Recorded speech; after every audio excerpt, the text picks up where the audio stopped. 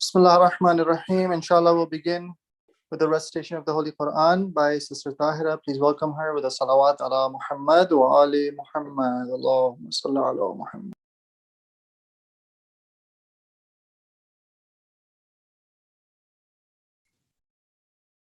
Bismillahirrahmanirrahim. قل أعوذ برب الفلق من شر ما خلق ومن شر غاسق إذا وقب ومن شر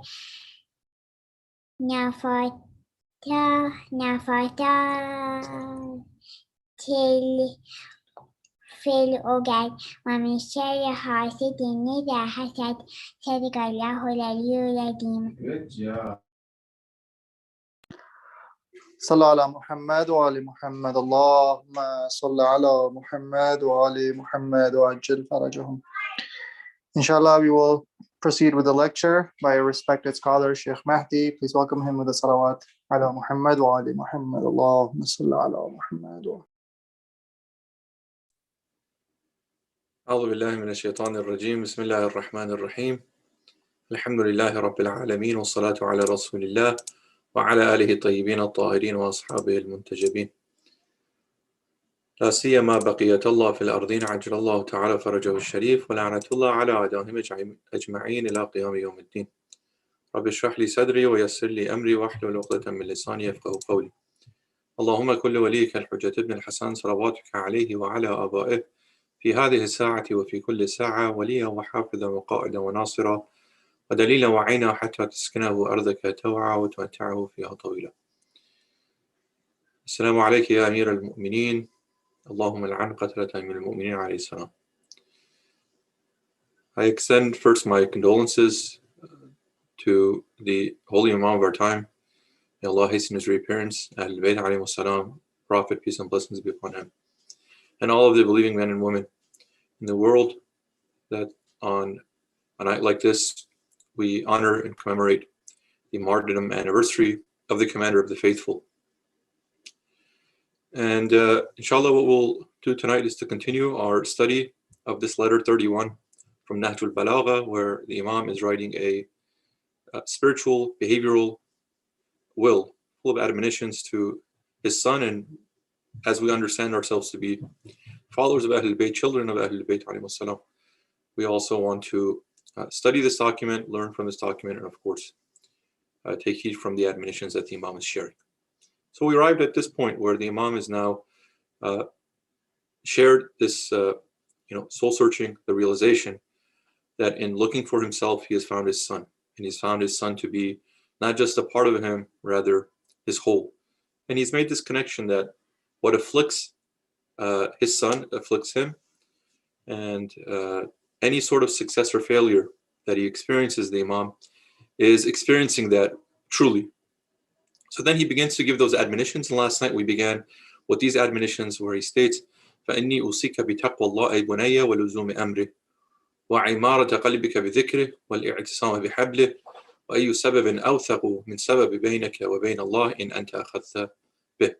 He says, first I admonish you, my dearest son, to be a practitioner of taqwa, to abide by the commands of God, and do so by filling your heart with his remembrance and holding fast to his lifeline. For what bond can be more tenacious, stronger than the bond between you and God, granted that you grab hold of it.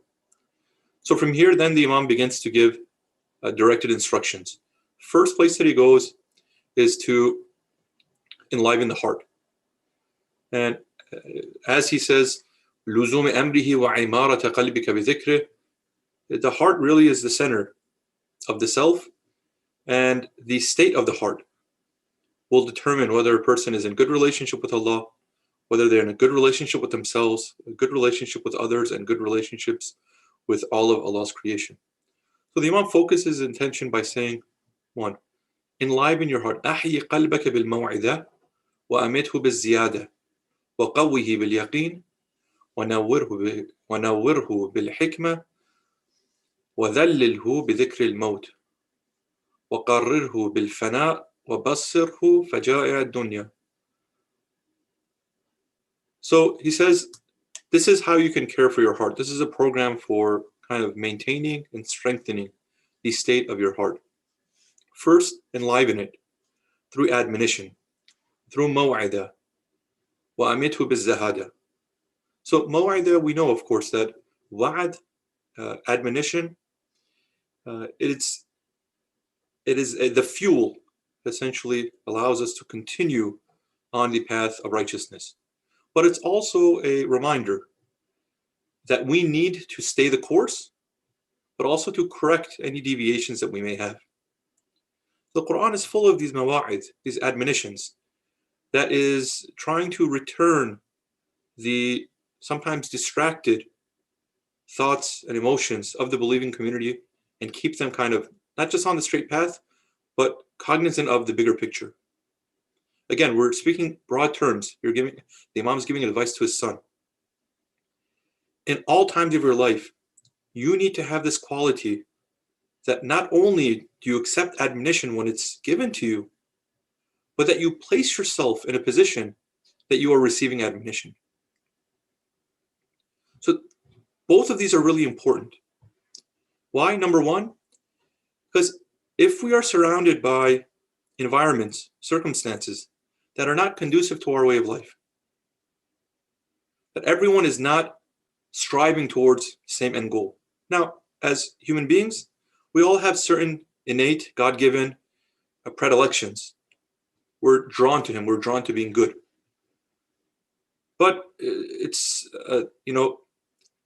we understand that in larger society or even within smaller groups, there is an objective that people collectively come together to pursue.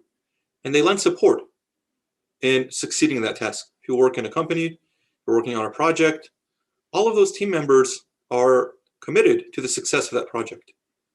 If there's one individual or a series of individuals that are not pulling their weight, not getting their work done, it reflects poorly on the whole team. So because everyone is linked together, you want to ensure that if there is a weak link, they strengthen it, they reinforce it, they don't allow it to jeopardize the whole enterprise. So here as well, I think we take it for granted that we're living in times and places where we are not supported through mediums that help us, advance our lives as Muslims. So already we may be at a disadvantage because we are not surrounded by the admonitions that we require to succeed. So if we were living in a society, in a community, truly in the sense that we were aware of one another, we were observant of one another, we were sharing with one another advice, we were sharing some encouragement, and even sometimes some criticism, constructive criticism, and providing, sometimes very much needed, not conflict, but confrontation. If we had that, great. Then the maw'idah would be present. What is needed for us is to listen to it. If it's valid, accept it, and then act upon it. But when we're not, we have to look to kind of construct environments that allow us to engage in maw'idah. So all that's to say this: because we are inundated with all sorts of different things that are trying to pull us in different directions, we individually and then as families, communities, we have to create kind of platforms of maw'idah. So one way of doing that, of course, is, let's say we set up weekly lectures. Fantastic. And hopefully those are rich with mawa'id, with admonitions, with reminders. But there needs to be something, of course, more than that. And, the easiest things for us to access, first of all, is the Quran. The Quran is a book of maw'idah. Our engagement with it ensures that at least the maw'idah is given. But also, anything else that you feel like it connects with you, we need it. So I know this is a struggle and I don't have any easy answers, but I want us to think about these things in this month and in these nights. That where is the pipeline of maw'idah for us, for our children? Where are they hearing it? How often are they hearing it? And what is it? So some of that comes with integration of technologies. Some of that comes out with a clear roadmap. How many times a week or how many times a day will my child interact with some positive Islamic admonition. And who's responsible to kind of bring that about? So that's one thing to think about. The second thing is that no person is above the reception of admonition. Even the highest ranking ulama, and these are the people that we look to as examples. There's a famous example from the late Sheikh Murtaza Ansari, rahmatullah alayh. Think of Sheikh Ansari as being the kind of pinnacle of Islamic Shia scholarship in his time. He was the grand marja. Piety and knowledge was exemplified in him. And because he sat at the top, naturally he was teaching a lot of people. But even he was in need of maw'idah, and it's recorded that one of his students would have a session of maw'idah. And if you've seen sometimes in those seminary circles or religious circles, they'll have sessions where people come and they'll recite from ahadith, riwayat, Ahlul Bayt alayhimus salam, read from the Quran, and people would just kind of be in almost like a state of reflection, potentially even a trance. That Sheikh Ansari is now attending the session of his student. And those around him would come, and sometimes, they're trying to be protective and trying to maintain maybe his PR and his public image. And so they're telling him, it doesn't look good. You're going to this, session of your student. He says, listen, I am in need of maw'idah. And he is providing it, and I'm benefiting, so I attend. So the maw'idah is needed. Let us look for ways to receive it. And then when we kind of get to the higher levels of maw'idah, we'll come to this realization, as Imam Ali alayhi salatu wasalam says, that maw'idah is all around us. In one of his famous maxims, 282 in some accounts, he says, بَيْنَكُمْ وَبَيْنَ الْمَوْعِدَةِ حِجَابٌ مِنَ الْغِرَّةِ. That the maw'idah is all around you in the world, but there is a veil that prevents you from actually taking maw'idah. There's a hijab. And that hijab is your negligence. So the second thing is, even though we accept that we're living in circumstances that are not conducive to being admonished, but even the very little that we have, we don't want to be negligent of it. Let us work towards constructing those and providing those resources to our children, because they need it. For every one negative thing that they hear, should there not be one positive message? At the very least, for every 5 negative things that they hear or experience, should there not be one to try and counteract it? For every 10, for every 100? And when we start actually, identifying and listing and categorizing, we can see that every moment of our lives, it's like these evils are we're being exposed to it, and sometimes even shoved down our throats, especially with children who are incredibly impressionable. Okay. وَأَمِتْهُ بِالزَّهَادَةِ. So you want to align the heart, not with the false advertising and the fantasies that society is trying to sell you, that the world is trying to sell you. Don't enliven your heart with that. Enliven it with the maw'idah, with the admonition, but also kill it or kind of restrain it, keep it in check through zuhd, the practice of zuhd. Zuhd is not detachment from the world, because you have to be in the world to experience, receive admonition, and correct. I think the easiest way to understand zuhd is to put yourself in a position that you don't lust for the things that are available to you. They don't define you as a person. They don't control your life and who you are. Which means this: if you're a younger person and you have a lot of ambitions and aspirations, as the Imam said in the beginning of the letter, you have hopes that you will never achieve. Strive for the hopes, but check your intention to see for what reason are you aspiring to these things. You say, I think it's for my own best development. You become an excellent engineer or an excellent medical practitioner or an excellent lawyer. I want to help the oppressed, not only nationally, but globally. It's an excellent intention. But don't let the kind of the rewards that come with it, the accolades that come with it, the status that comes with it determine the person that you are. Because you are not those things. Those are one facet of who you are. Being an excellent lawyer doesn't define who you are as a person. that if one day you are not provided that same platform and status or recognition as being a great lawyer, or even opportunity, that you don't lose your sense of self. So zuhd is that. Zuhd is at the highest level, is having access to things, but not being a slave to it. And there's plenty of examples from Ahlul Bayt alayhi salatu wasalam that they kind of are communicating this idea. And one of the examples that I remember just came to my mind from the life of Imam Ali alayhi salatu wasalam, and again, this could be interpreted different ways, but it was recorded that he was, walking one day, if I'm not mistaken, outside of the masjid.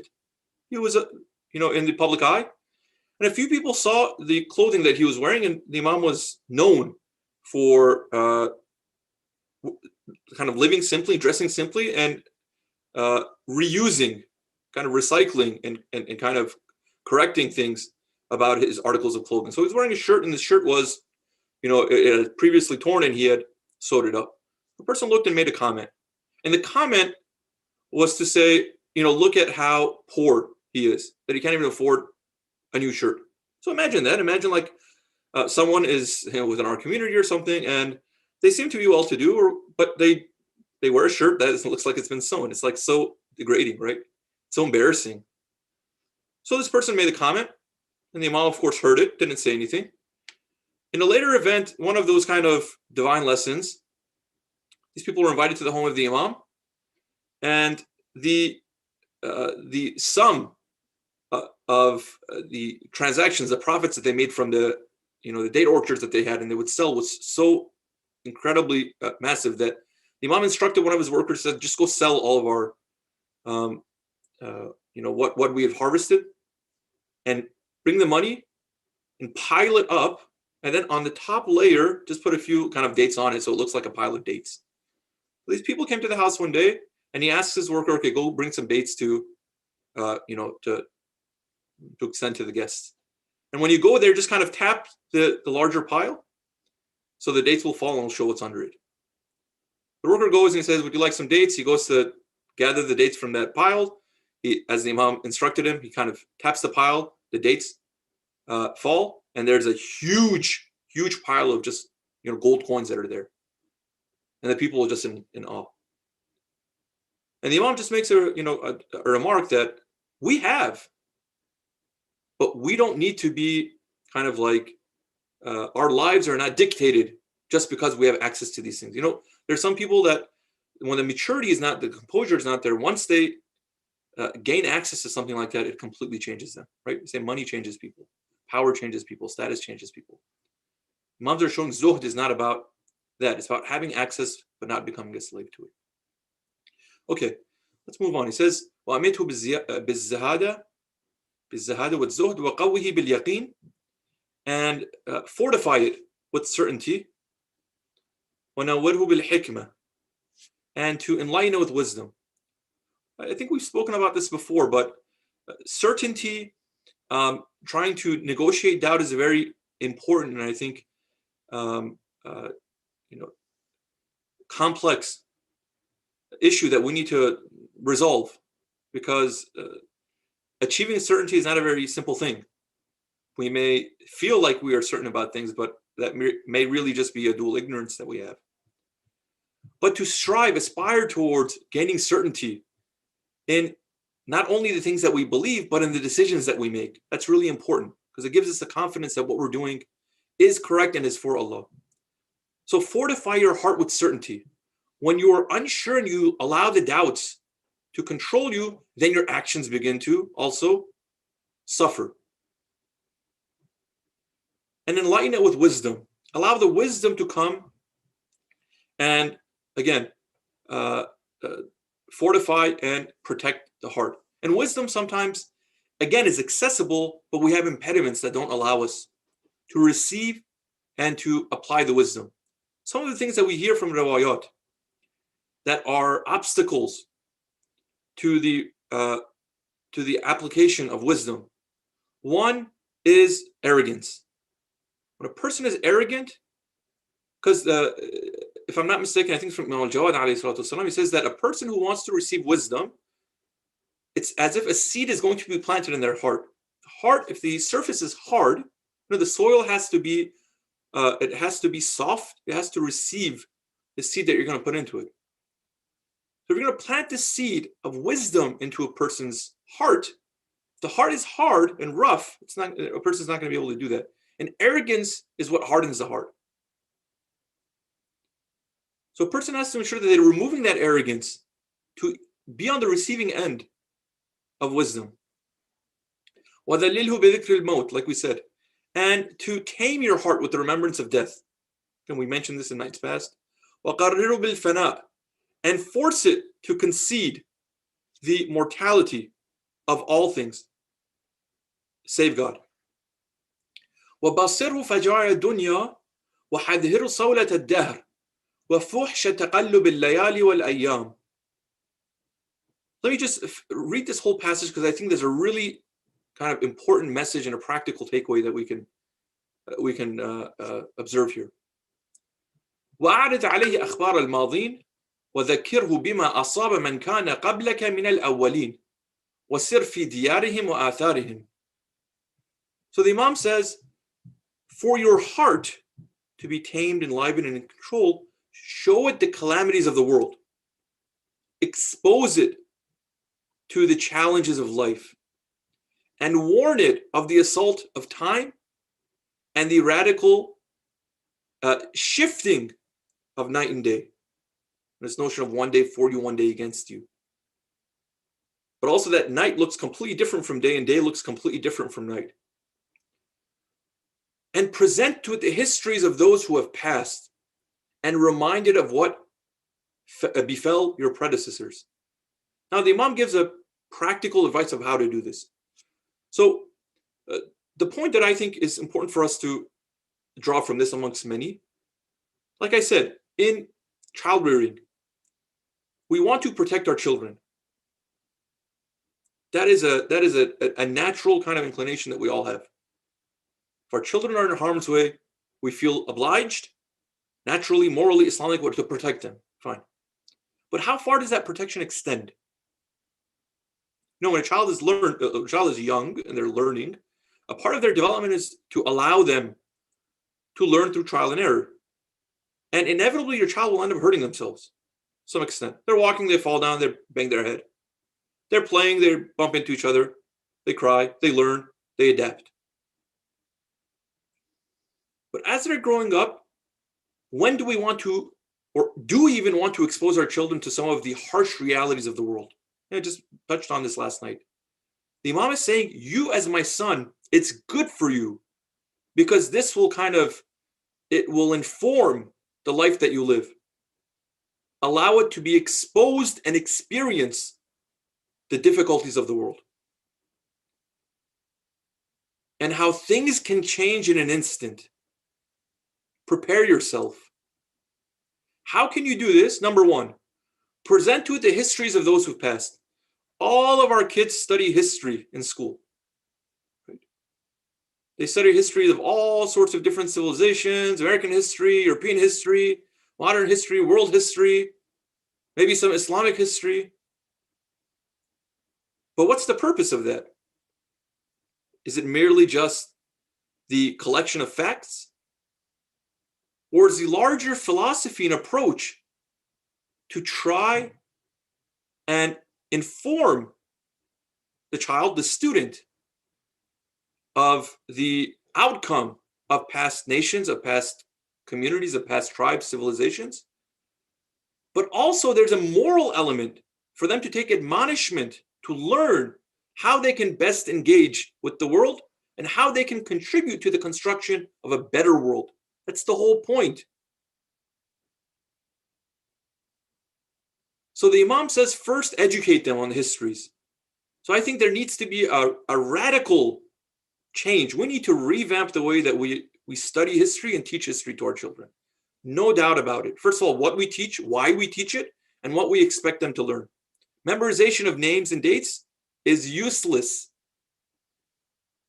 You know why? Because in this day and age, everything is accessible and the information is at our fingertips. Just because you've memorized a bunch of people and a bunch of dates, that may be impressive, But that doesn't mean that you've learned anything from that. It's learning how to kind of analyze that history and work and learn from that history. So that's the first thing. Then the Imam says, walk among their houses and ruins and examine what they did and from where they departed and where they've disembarked. For you shall find that they departed the company of loved ones and disembarked in the abodes of estrangement. And it seems that you shall shortly be like one of them. So build your eternal abode and do not sell your place in the hereafter for a place in the temporal world. So not only did the Imam instruct his son to learn the histories of past peoples, but also he said, listen, you need to go and spend time observing them. You know, like one of the things that many students will do when they're in high school or even when they're in college, they take these study abroads. They go on these foreign trips. Sometimes they go to Europe. Sometimes they go to, different countries, different continents. They go on sometimes mission and immersion trips in institutions that are probably religious in nature. Again, what are they doing there? The Imam is saying, go and spend time and see these people, see the calamities of the earth. Like imagine as a part of our educational experiences for our kids, we dedicate a time, and I know the expenses are the first thing that people are going to say, well, how are we going to fund these things? Just don't worry about that right now. Have the vision, have the goal. Imagine for our kids, starting from middle school, if that's not too early, but at the very least in high school, imagine if your kids are taking trips to, let's say, some of their own, we call home countries where the parents or grandparents may have emigrated from, and not just go see family and relatives, which is important. Go and see the struggles of the people around the country. Spend time with them. Not only just providing some sort of humanitarian aid, because we don't want to have any of that savior complex, Western savior complex, that we go there and we're saving you. No. Just go and observe. How are these people living? What are they struggling with? Why are they struggling with these things?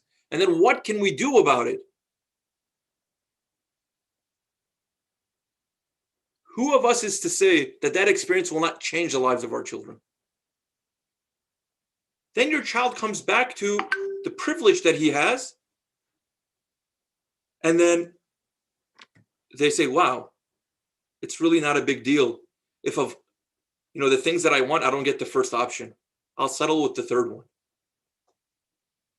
Or with all of the kind of the joys and the comforts that I have in life, it's okay for me to experience a little bit of discomfort. It's not that they'll just become appreciative. That's the minimum, I think. Because what young person is going to go there and not be affected by what they see? But what we hope is that when they do that, there's a shift in their approach to life. And they say, you know what, I want to do something about this. So when it comes time for them to make life decisions, those life decisions are informed by those experiences, by those images. I saw things that I can never remove from my consciousness. Some may express it as being haunted by them. Look, what is the Imam saying? Show it the calamities of the temporal world. Warn it of the assault of time. Again, I'm not saying the Imam is asking the son to go, to become traumatized, but the Imam is saying that there is trauma in the world. There is pain in the world. There is loss in the world. Seek it out. It's good for you. It's good for your heart. So again, that may completely change the game of how we look at protecting our children and providing for our children. Don't we want our children to be well-rounded human beings? Yes. A part of that may be sending them to the most prestigious institutions that we pay. We may pay, or we'd like to, if we can't afford it, pay tuitions that compete with our yearly salaries. Right? There are institutions in this country for high school students that you can pay $60,000 a year for their education. Why? Because they're selling this idea of your child will become well-rounded, a successful member of society, they'll become part of the elite. The Imam is saying you want your child to become the elite? send them to those struggling places of the world as a part of their education. It's okay if they don't memorize 2 or 3 more names in their AP history classes, and they don't solve a few more formulas in their mathematical classes. Your children can and will always learn those things. But when your child comes of age in their late teens, early 20s, and they're trying to find their place in the world, it's not those mathematical formulas that are going to, that are the seed that was planted to help them make decisions that helps them lead lives of righteousness. It is those experiences that they had seeing those people. Were they not human? Why do they have to live like that and I have to live like this? Then you have a generation that is inspired to change the world. This is one of the things that I truly, I fear, that we as Muslims who came from countries or experiences that were difficult and painful, and it informed who we are as people. And I think, it drove the decisions that we made. We, in the name of protecting our children, in the name of providing the best for our children, in the name of kind of,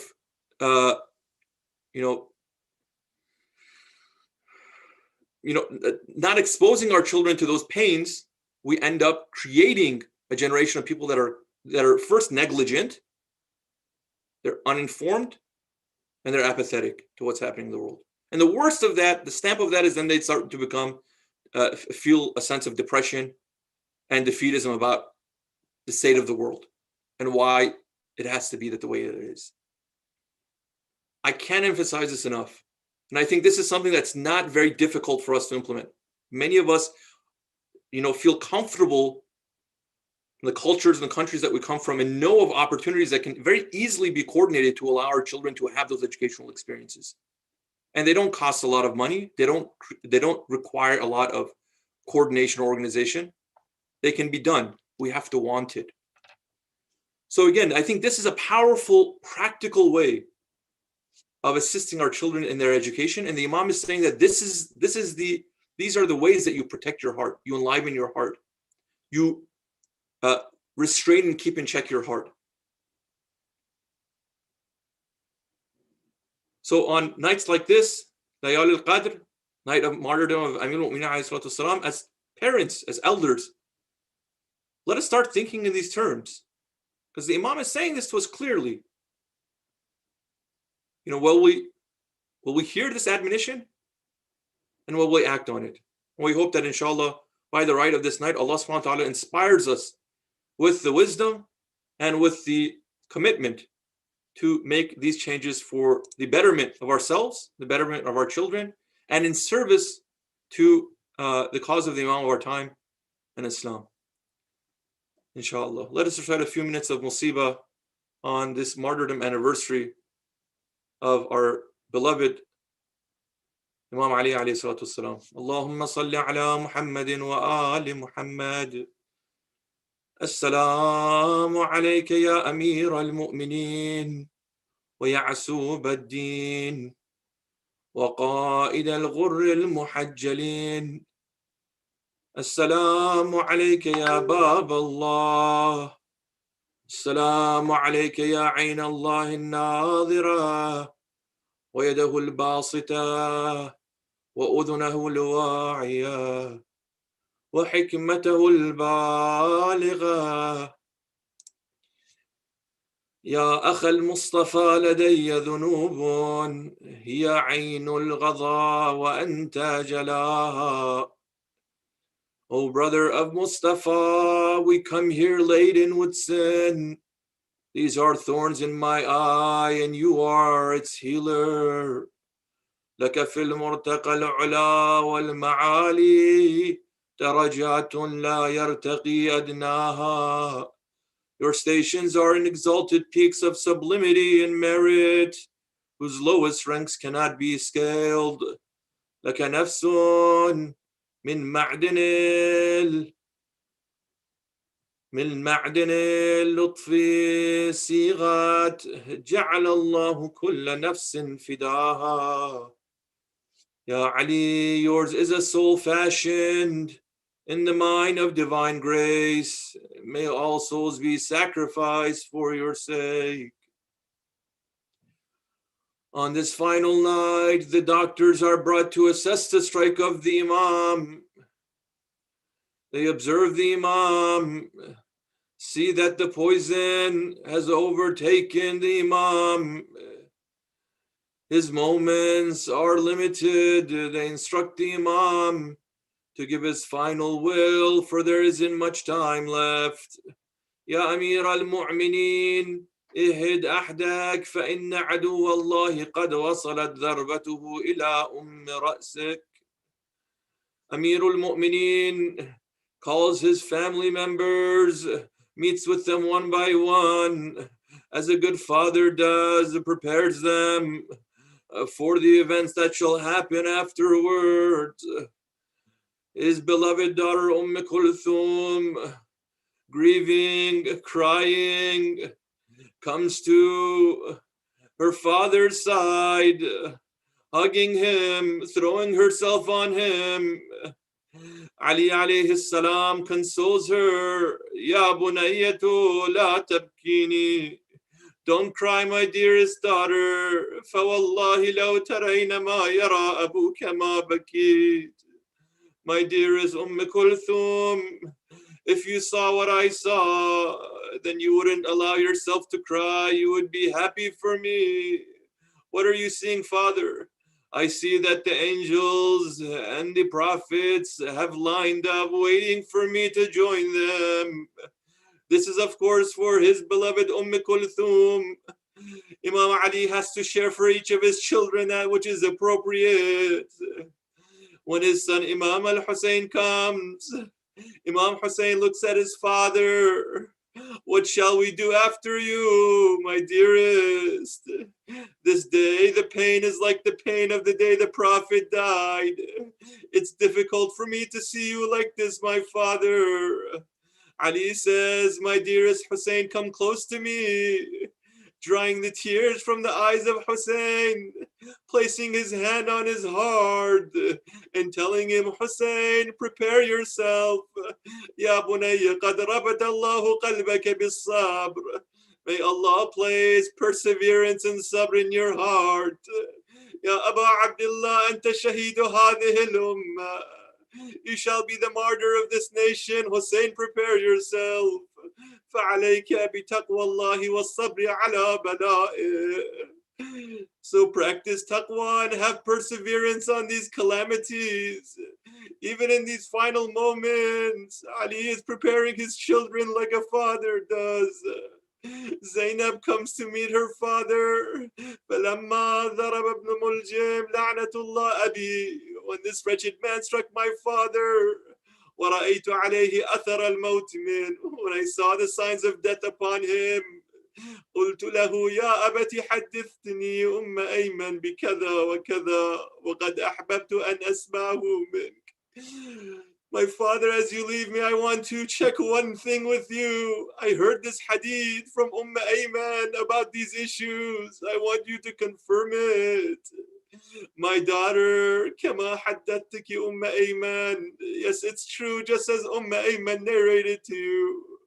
What did she narrate? وكأني بك وبنساء أهلك السبايا بهذا البلد. It is as if I can see you and the rest of the women of Ahlul Bayt as captives in the city. أذلاء خاشعين تخافون أن يتفضلكم الناس فصبرا صبرا. I can see that time when it comes, Zainab, remain patient, persevere in the face of all of these sufferings. فَوَاللَّهِ فَلَقَ الْحَبَّةِ وَبَرَأَ النَّسَمَ. I swear by the one who splits the grain and created creation on that day. There shall be no friends of Allah other than you, your lovers, your followers. When the messenger narrated this hadith to us, he said that is on this day that the devil, the shayateen, will fly around joyous.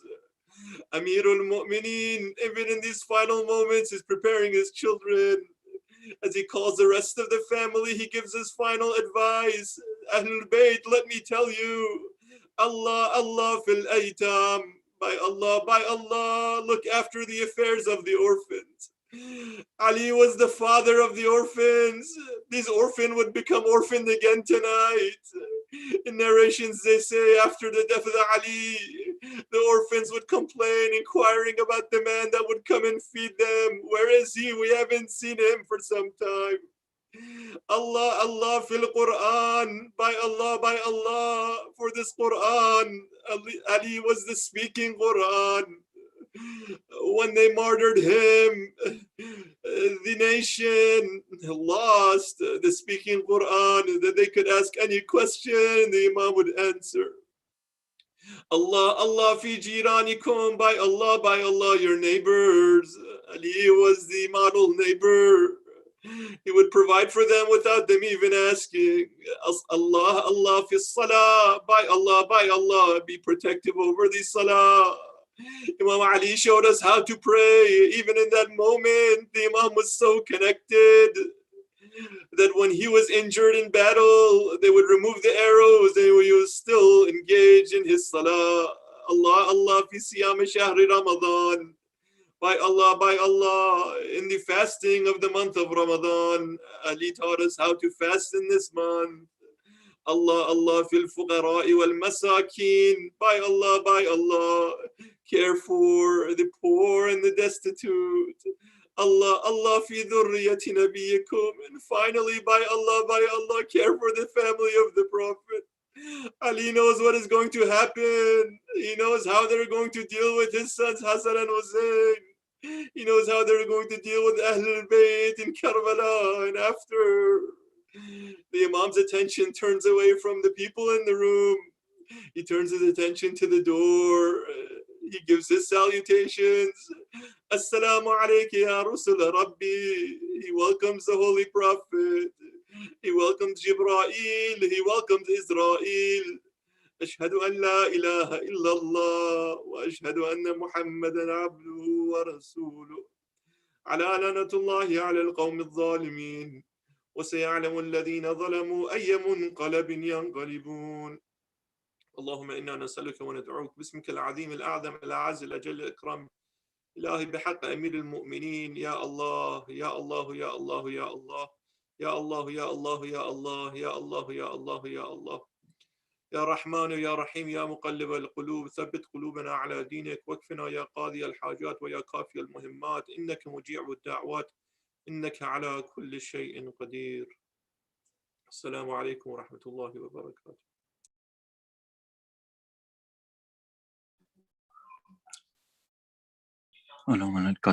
अमीर इब्ने मुलजिम ने हैदर को मारा, इब्ने मुलजिम ने हैदर को मारा, रोज़दार क़यामत के दिन है, तुमसे छुटता है मौला तुम्हारा, तुमसे छुटता है मौला तुम्हारा, रोज़दार क़यामत के दिन है।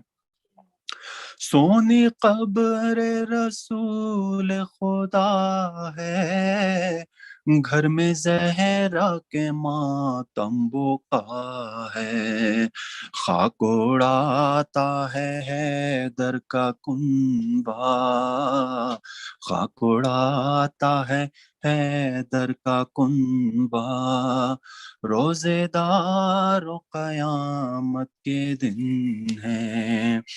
इब्ने मुलजिम ने हैदर को मारा, रोज़दार क़यामत के दिन है।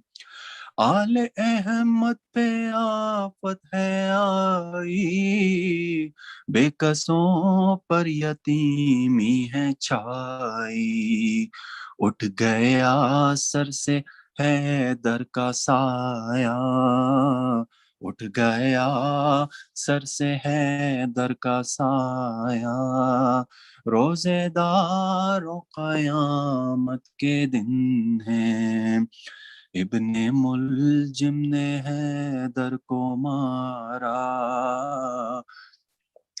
रोजेदारों क़यामत के दिन है, घर में खालिक के हैदर को मारा, जानशीन पैगंबर को मारा, हाय सजदे में सरवर को मारा, हाय सजदे में सरवर को मारा, रोजेदारों क़यामत के दिन है, क्यों ना रोए ये वो गम नहीं है, शब ये आशुर से कम नहीं है, खुल्द में भी ये मातम है बरपा, खुल्द में भी है मातम है बरपा, रोजेदारों क़यामत के दिन है, इब्ने मुलजिम ने हैदर को मारा, रोजेदारों क़यामत के दिन है, तुमसे छुटता है मौला तुम्हारा, रोजेदारों क़यामत के दिन है।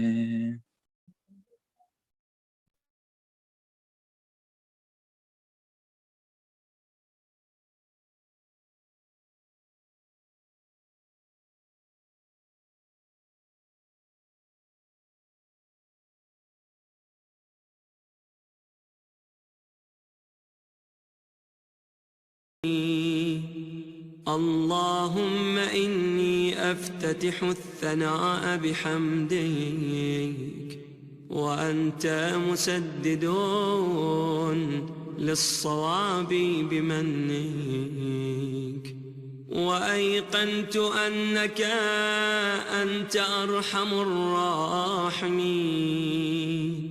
في موضع العفو والرحمة، وأشد المعاقبين في موضع النكال والنقمة، وأعظم المتجبرين في موضع الكبرياء والعظمة.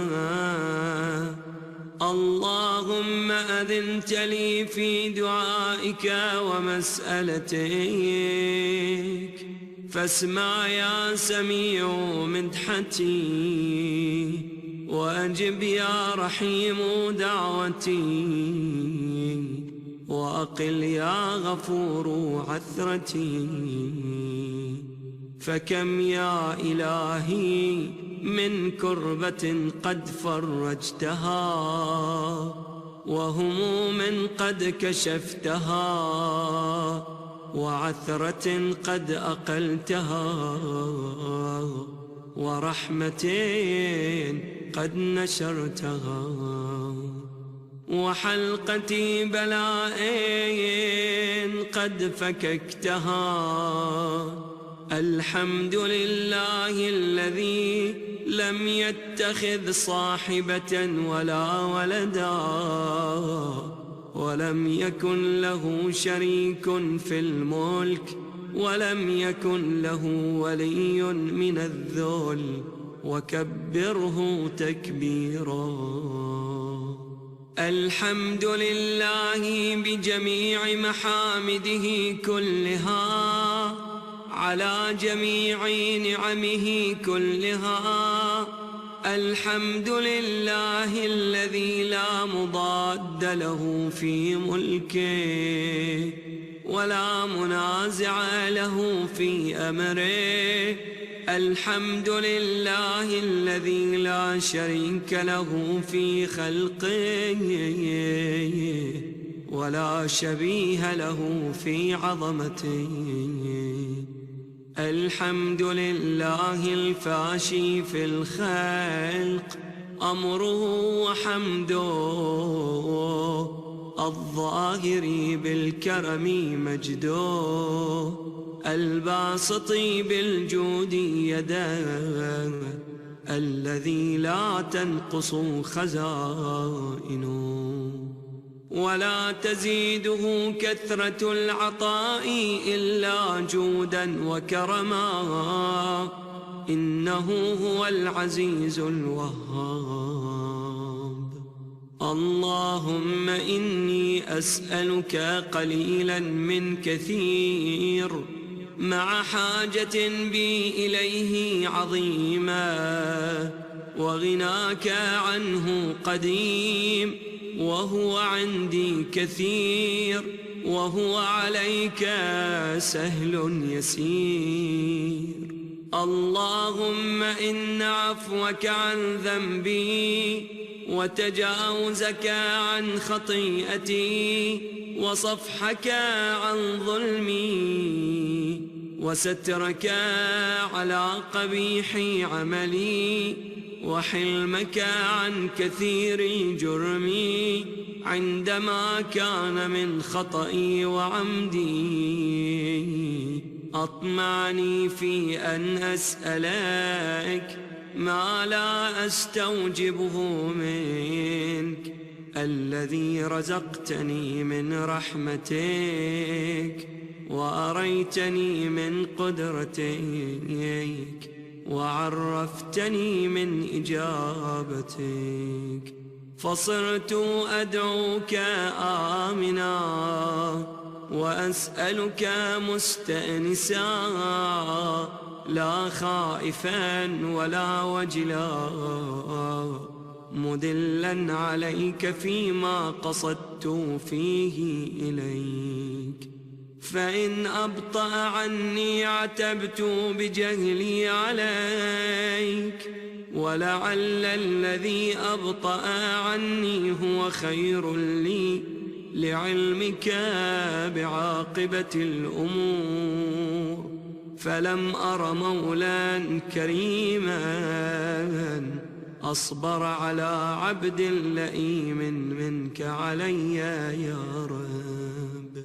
إنك تدعوني فأولي عنك، وتتحبب إلي فأتبغض إليك، وتتودد إلي فلا أقبل منك، كأن لي التطول عليك، فلم يمنعك ذلك من الرحمة لي والإحسان إلي والتفضل علي بجودك وكرمك. فارحم عبدك الجاهل وجد عليه بفضل إحسانك، إنك جواد كريم.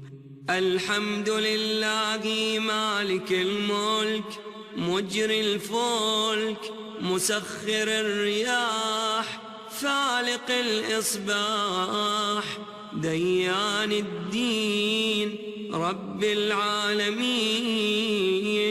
الحمد لله على حلمه بعد علمه، والحمد لله على عفوه بعد قدرته، والحمد لله على طول أناته في غضبه، وهو قادر على ما يريد. الحمد لله خالق الخلق باسط الرزق فالق الإصباح ذي الجلال والإكرام والفضل والإنعام، الذي بعد فلا يرى وقرب فشهد النجوى، تبارك وتعالى. الحمد لله الذي ليس له منازع يعادله ولا شبيه يشاكله ولا ظهير يعاضده. قهر بعزته الأعزاء وتواضع لعظمته العظماء، فبلغ بقدرته ما يشاء. الحمد لله الذي يجيبني حين أناديه ويستر علي كل عورة وأنا أعصيه ويعظم النعمة علي فلا أجازي.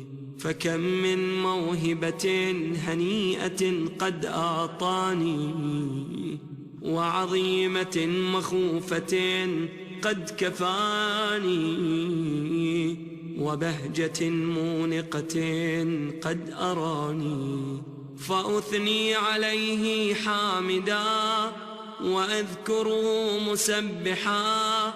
الحمد لله الذي لا يهتك حجابه ولا يغلق بابه ولا يرد سائله ولا يخيب آمله. الحمد لله الذي يؤمن الخائفين وينجي الصالحين ويرفع المستضعفين ويضع المستكبرين ويهلك ملوكا ويستخلف آخرين. والحمد لله قاصم الجبارين مبير الظالمين مدرك الهاربين نكال الظالمين صريخ المستصرخين موضع حاجات الطالبين معتمد المؤمنين. الحمد لله الذي من خشيته ترعد السماء وسكانها وترجف الأرض وعمارها وتموج البحار ومن يسبح في غمراتها. الحمد لله الذي هدانا لهذا وما كنا لنهتدي لولا أن هدانا الله. الحمد لله الذي يخلق ولم يخلق ويرزق ولا يرزق ويطعم ولا يطعم ويميت الأحياء ويحيي الموتى وهو حي لا يموت بيده الخير وهو على كل شيء قدير. اللهم صل على محمد عبدك ورسولك وأمينك وصفيك وحبيبك وخيرتك من خلقك وحافظ سرك ومبلغ رسالاتك أفضل وأحسن وأجمل وأكمل وأزكى وأنمى وأطيب وأطهر وأسنى وأكثر ما صليت وباركت وترحمت وتحننت وسلمت على أحد من عبادك وأنبيائك ورسلك وصفوتك وأهل الكرامة عليك من خلقك. اللهم وصل على علي أمير المؤمنين ووصي رسول رب العالمين عبدك ووليك وأخي رسولك وحجتك على خلقك وآيتك الكبرى والنبأ العظيم. وصل على الصديقة الطاهرة فاطمة سيدة نساء العالمين. وصل على صبطي الرحمة وإمامي الهدى الحسن والحسين سيدي شباب أهل الجنة.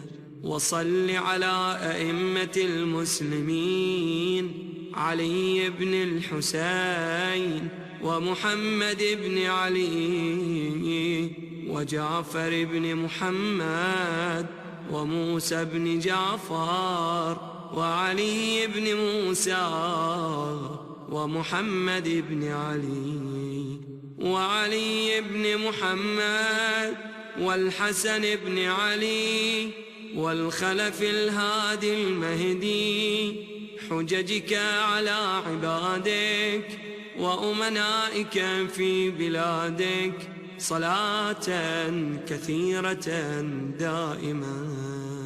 اللهم وصل على ولي أمرك القائم المؤمل والعدل المنتظر وحفه بملائكتك المقربين وأيده بروح القدس يا رب العالمين. اللهم اجعله الداعي إلى كتابك والقائم بدينك استخلفه في الأرض كما استخلفت الذين من قبله. مكن له دينه الذي ارتضيته له أبدله من بعد خوفه أمنا يعبدك لا يشرك بك شيئا. اللهم أعزه وأعزز به وانصره وانتصر به وانصره نصرا عزيزا وافتح له فتحا يسيرا واجعل له من لدنك سلطانا نصيرا. اللهم أظهر به دينك وسنة نبيك حتى لا يستخفي بشيء من الحق مخافة أحد من الخلق. اللهم إنا نرغب إليك في دولة كريمة تعز بها الإسلام وأهله وتذل بها النفاق وأهله وتجعلنا فيها من الدعاة إلى طاعتك والقادة إلى سبيلك وترزقنا بها كرامة الدنيا والآخرة. اللهم ما عرفتنا من الحق فحملناه وما قصرنا عنه فبلغناه. اللهم المم به شعثنا واشعب به صدعنا وارتق به فتقنا وكثر به قلتنا وأعزز به ذلتنا وأغن به عائلنا واقض به عن مغرمنا واجبر به فقرنا وسد به خلتنا ويسر به عسرنا وبيض به وجوهنا وفك به أسرنا وأنجح به طلبتنا وأنجز به مواعيدنا واستجب به دعوتنا وأعطنا به سؤلنا وبلغنا به من الدنيا والآخرة آمالنا وأعطنا به فوق رغبتنا يا خير المسؤولين وأوسع المعطين. اشف به صدورنا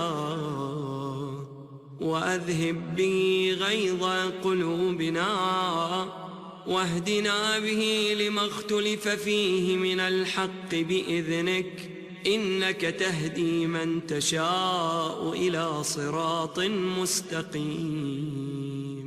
وانصرنا به على عدوك وعدونا إله الحق آمين. اللهم إنا نشكو إليك فقد نبينا صلواتك عليه وآله وغيبة ولينا وكثرة عدونا وقلة عددنا وشدة الفتن بنا وتظاهر الزمان علينا فصل على محمد وآله وأعنا على ذلك بفتح منك تعجله وبضر تكشفه ونصر تعزه وسلطان حق تظهره ورحمة منك تجللنا وعافية منك تلبسنا برحمتك يا أرحم الراحمين. صل على محمد وآله الطاهرين.